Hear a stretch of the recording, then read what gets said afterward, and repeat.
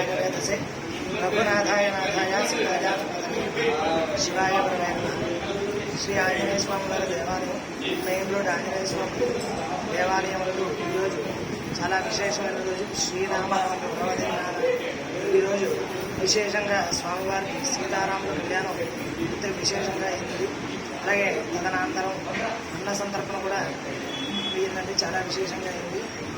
ఇక్కడ స్వామివారికి ఆంజనేయ స్వామి వారి స్వయంభూ అలాగే పూర్వం నుంచి కూడా ఒక 50 సంవత్సరాల నుండి ఆనవాయితీగా వస్తుంది.